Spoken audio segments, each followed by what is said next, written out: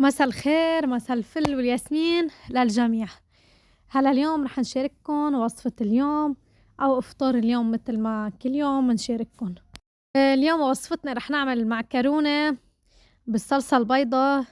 هلا في ناس بتعملها ببشاميل بس أنا بحبها بكريم الطبخ، فلهيك هلا رح حط معكرونة اللي انتو بتفضلوها طبعا، بس على شكل صغير. يعني أنا هون حبيت أعمل هيدي شو بسموها ساطر يمكن، الله أعلم.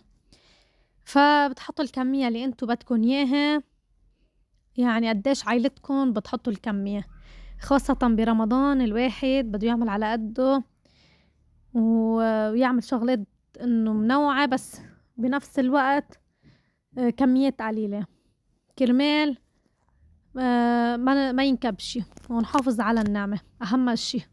الحمد لله على كل شي. فهلا مثل ما كنتم شايفين أنا هون حضرت الصينية اللي بدي أعملهم فيها، بحط زبدة أو سمنة مش مشكل ما بتفرق، وبصل مفروم مثل ما كنتم شايفين. هلأ هيدا الفيديو مصور مسبقا وأنا شاركتكن إياه هلأ مع إفطار اليوم، هيك لنغير بالمود، يعني نغير بالشغلات. وهلأ بنحط شوية ذرة، يعني أنا هون رح أعمله بلا دجاج بلا شي، حسب ما كل مين بيحب وبطريقته الخاصة. وأنا كنت عم جرب هيدي النوعية، فكمان طلعت طيبة وما شاء الله، يعني الكمية محرزة يعني. وهلأ بنحط لها شوية جوزة الطيب، شوية ملح، شوية بهار أسود، شوي من كل شي. وهلأ بحط لها شوية جبنة موتزاريلا كرمال تشطوط. هلا ما حتشطوط مط لأنه ما بدنا نكتر لها هيدي، لأنه مش مدخلينها على الفرن، بس مجرد هيك. فبعد ما سلقنا المعكرونة حطيناها، وهلأ طريقة التقديم مثل ما كنتم شايفين، إن شاء الله تكون عجبتكم. وشايفين الطريقة ولا أسهل من هيك وبكل بساطة وسهولة.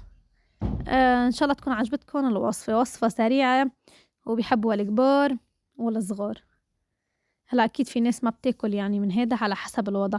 فهلا هون صورت أنا ببيتي ورجعنا كفينا تحت عند مرت عمي. وهلا هون ابني طلع على باله الكريسبي قلينا له شوي، فحبيت شارككم اللقطة. وهلا أكيد بيكون الزيت حامي كتير كتير، مش والله يفرقع عليكم، يعني حامي ومنسقطون وبيكونوا خالصين. شلتون. وهون الورق عنب. اليوم كانت أكلتنا الرئيسية ورق عنب خيار بلبن، بابا غنوج. ومثل ما نكون شايفين وهلأ رجعنا لنشوف الدجاجات إذا استووا ولا لأ. نحن بالانتظار بنقلن. فيلا هلأ مثل ما نكون شايفين نحن خلصنا، وأنا صورت لكم هون شوي لقطة. وهلأ شلناهن ورح نحطهم على سفرة التقديم. واللي وصل هون ما ينسى اللايك والاشتراك وتفعيل زر الجرس ليوصلكم كل شي جديد. ما تنسوا اللايك أهم شي يا جماعة الخير. وهلأ بس صحتين وعافية للكل. باي باي.